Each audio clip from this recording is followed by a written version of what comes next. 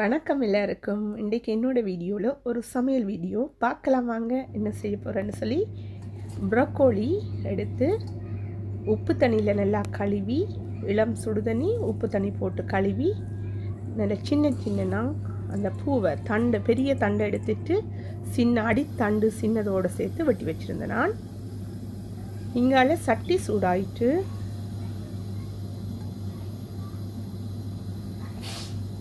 ப்ரோக்கோலியில் ஒரு வித்தியாசமாக நான் செய்ய போகிறேன். சில பேருக்கு தெரிஞ்சிருக்கலாம். என்னுடைய ஸ்டைலில் நான் இதை எப்படி செய்ய போகிறேன்னு சொல்லி காட்டுறேன். கடுகு கொஞ்சம் எண்ணெயில் போட்டு வடிக்க விட்டுட்டு வெங்காயம் நான் வெட்டி வச்சுருக்கிறேன். அதை முதல்ல வதக்க போகிறேன்.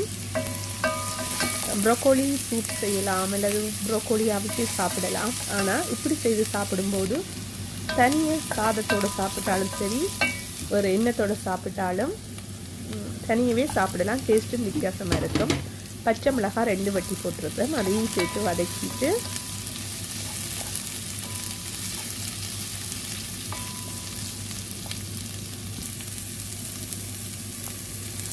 வித்தியாசமாக செய்து சாப்பிடும்போது சாப்பிடலாம். அதோட ப்ரோக்கோலியில் நிறைய சத்துகள் இருக்குது. பெருஞ்சீரகம் ஒரு அரை தேக்கரண்டி போடுறேன். நான் எப்போவுமே பெருஞ்சீரகம் முதல்ல போடுறதில்ல. என்னென்னு சொன்னால் அது ஆக கருக விடாமல் வதங்கினா ஓகே, அதுதான் ஓகே. இப்போ இங்கால அந்த ப்ரோக்கோலி அதுக்குள்ளே லைட்டாக உப்பு போட போகிறேன். முதலே நான் உப்பு போட்டு கொஞ்சம் கலந்து விட்டுட்டு போட்டால் நல்லதுன்றதுக்காக. ப்ரோக்கோலி எல்லா மிளகறிகளிலும் கூடுதலாக சத்து இருக்குது தான். ஆனால் ப்ரோக்கோலியிலையும் அதிக சத்து இருக்குது. ஓகே, வெங்காயம் நல்லா வதங்கிட்டுது. இப்போ அதுக்குள்ளே போட்டு இந்த ப்ரோக்கோலியை வதக்கி எடுக்க போகிறேன்.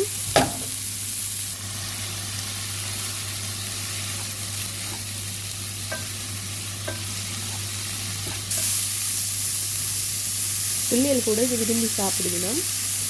பெரியாக்களுக்கும் விருப்பமாக இருக்கும். பிள்ளைகளுக்கு நீங்கள் மிளகாய் காரத்தை கொஞ்சம் குறைச்சா சரி, இதே மெதடில் செய்யலாம். இல்லை லைட்டாக தண்ணி கொஞ்சம் ஒரு நூசக்கரண்டியில் தண்ணி தெளித்து விட போகிறோம். தெளிக்கிற மாதிரினா கொஞ்சம் லைட்டாக வரும். அதுக்குள்ள என்ன தண்ணி மிதக்காது. கொஞ்சம் தண்ணி வாக்கிட்டு லைட்டாக தெளித்து கலந்து விட்டுட்டு நான் எண்ணெய் கூடுதலாக விடையில. எண்ணெய் கூடுதலாக விட்டால் தண்ணி தெளிக்க தேவையில்லை. எண்ணெயை நான் குறைக்கிறதுக்காக தான் இந்த தண்ணி தெளித்து விட்டுருக்கேன். ஓகே, இதை இப்போ ஒரு 5 நிமிஷம் அப்படியே மெல்லிய நெருப்பில் மூடி விட போகிறேன். மீடியம் நெருப்பு விட்டுருக்கேன்.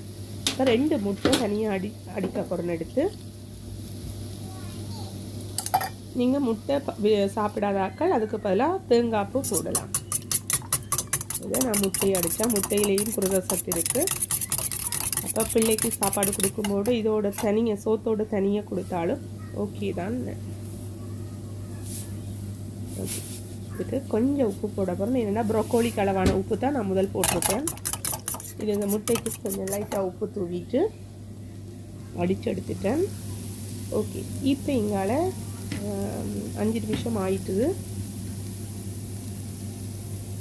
முக்கால்வாசி நல்லா அவிஞ்சு வந்துட்டுது. இதுக்குள்ளே கொஞ்சம் லைட்டாக மஞ்சள் தூள் அரை தேக்கரண்டி, உரைப்புக்காக எங்களோட masala powder, spicy masala powder. அதுக்குள்ளே ஏற்கனவே அடித்து வச்சுருக்கேன் இந்த முட்டையை ஊற்றி ஈஸியாக சட்டனை செய்யலாம். ஆனால் ஐடியா பண்ணி செய்துட்டா வித்தியாசமாக சாப்பிடலாம். ஓகே, இப்போ இதை நான் நல்லா கலந்து விட போகிறேன்.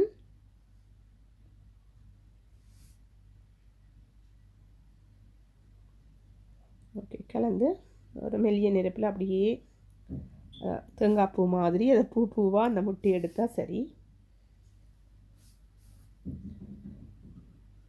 ஓகே, சுவையான ஒரு ப்ரோக்கோலி ரெடி ஆயிட்டுது.